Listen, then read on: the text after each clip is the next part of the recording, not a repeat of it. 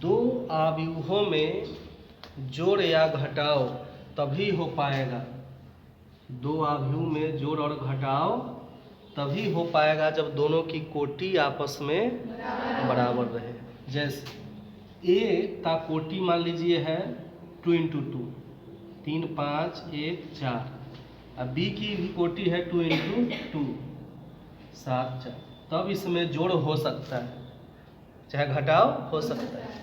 3 से -1 जोड़ेंगे, 5 जोड़ 0, 1 जोड़ 7, 4 जोड़ 4।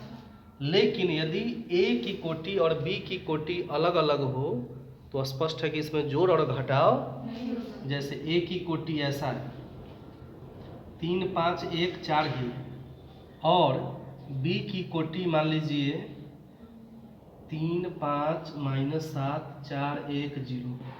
क्या अब इस ए और बी को जोड़ पाओगे? नहीं जोड़ पाओगे। इससे ये चारों तो जुड़ जाएगा, फिर कहाँ जाएगा? समझ में आई बात? इट मीन्स कि दो आव्यूह को तभी हम जोड़ पाएंगे चाहे घटा पाएंगे जब दोनों की कोटि आपस में क्या हो। इसका कोटि क्या था? इसका भी कोटि, तब इसको हमने जोड़ दिया आसानी से। लेकिन इसकी कोटि और इसकी कोटि, क्या ये कोटि बराबर है? तो इसमें जोड़ नहीं हो पाए। पहला बात समझ में आई? लिखिए सभी आदमी इसको पहला में। दूसरा गुणधर्म के अंतर्गत लिखिए क्रम विनिमय गुण, यानी नियम जो भी क्रम विनिमय नियम को अंग्रेजी में बोलते हैं कम्यूटेटिव लॉ।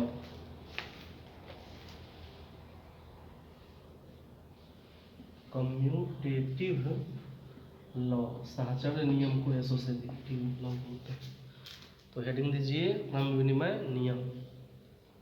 यदि ए तथा बी दो समान कोटि के आव्यूह हैं, क्या है?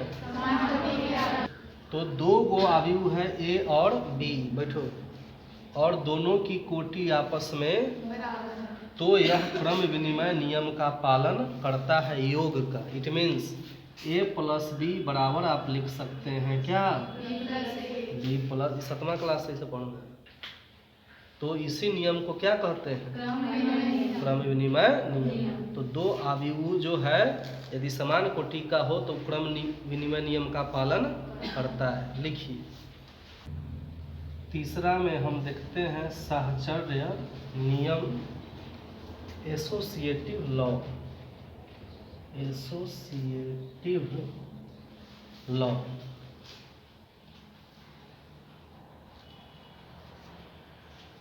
इस नियम के अंतर्गत देखिए क्या होता है। यदि ए बी और सी तीन आव्यूह समान कोटि के हों, किसके हों? तो यह साहचर्य नियम का पालन करता है। साहचर्य नियम का मतलब हुआ कि ए प्लस बी प्लस सी में बाद में ऐसा करें और ये पहले ऐसा करें तो दोनों का मान आपस में। चौथा में हेडिंग दीजिए योग के तत्समक का अस्तित्व, एग्जिस्टेंस ऑफ एडिटिव आइडेंटिटी। चलिए अब समझिए। सबसे पहले एक वर्ड तत्समक को आप समझिए। आइडेंटिटी बहुत दिन से समझते आ रहे हैं, फिर से समझ लीजिए। जिससे उस पर कोई फर्क ना पड़े वही उसका आइडेंटिटी होता है, पहचान होता है। जैसे कोई भी संख्या में हम 0 जोड़ दें तो इस पर क्या कोई प्रभाव पड़ा? नहीं पड़ा। तो 0 योग का क्या हो गया? तत्समक हो गया। क्या 0 गुना का तत्समक हो सकता है? क्योंकि 0 से गुना कर देंगे तो 0 चेंज हो जाएगा। तो 0 गुना का तत्समक, गुना का तत्समक क्या हो सकता है? 1। 5 में 1 से गुना करेंगे तो कोई प्रभाव। अब यहाँ देखो 1 जोड़ का तत्समक नहीं हो सकता है, क्योंकि 1 जोड़ देंगे तब 5 से क्या हो जाएगा? अलग हो जाएगा। तत्समक का मतलब अब समझ में आया? कई बार के बाद फिर भूला जाएगा। अब ध्यान दो। अब ये तो सामान्य संख्याओं की बात हो गई, हमको अभी पढ़ना है आव्यूह के अर्थ में। किसके अर्थ में? तो आव्यूह के भी अर्थ में वही होगा कि ए यदि कोई आव्यूह है और एक और आव्यूह है ओ जो शून्य आव्यूह है, तो इस शून्य आव्यूह को किसी आव्यूह में जोड़ेंगे तो उसमें कोई फर्क नहीं पड़ेगा, वो यही रहेगा। अर्थात जीरो आव्यूह का भी क्या है? तत्समक है, अवयव है। समझ में आई बात? जैसे फॉर एग्जाम्पल ए का कोई मेंबर है, मान लीजिए 1 5 3 2 और ओ कोई आव्यूह है तो वो है, तो स्पष्ट है कि क्या है? इस ए में ओ जोड़ोगे तो क्या है? ए ही है, क्योंकि 1 में 0 जोड़ेंगे 1, 5 में 0 जोड़ेंगे 0, इस तरह से सब 0। बोलो तो लिखिए सवाल। आव्यूह के गुना का गुणधर्म अब हम पढ़ते हैं। तो लिख दीजिए आव्यूहों के गुणन के गुणधर्म।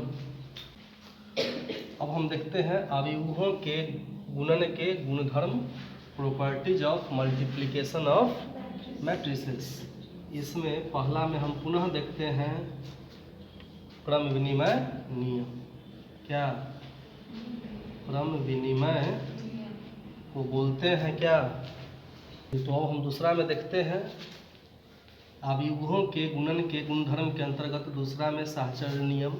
तो यदि 3 आव्यूह ए बी और सी इस प्रकार से हों कि ये इनके बीच आपस में गुना हो सकता है, अर्थात ये परिभाषित हों, तब ये साहचर्य नियम का पालन करते हैं।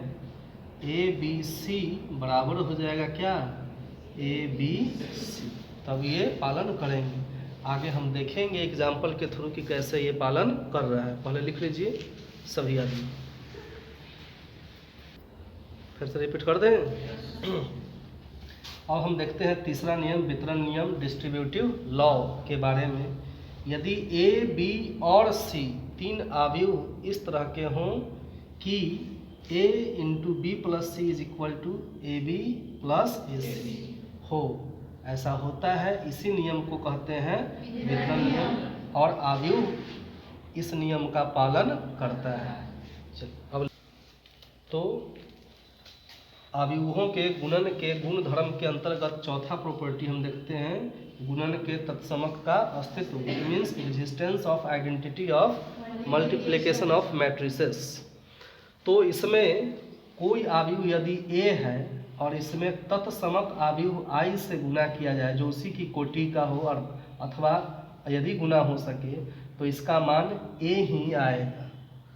तो यहाँ आई जो हो गया यह गुणन के तत्समक हो गया, अर्थात अस्तित्व इस तरह से होगा कि आई से किसी में गुना करेंगे तो उस पर कोई प्रभाव नहीं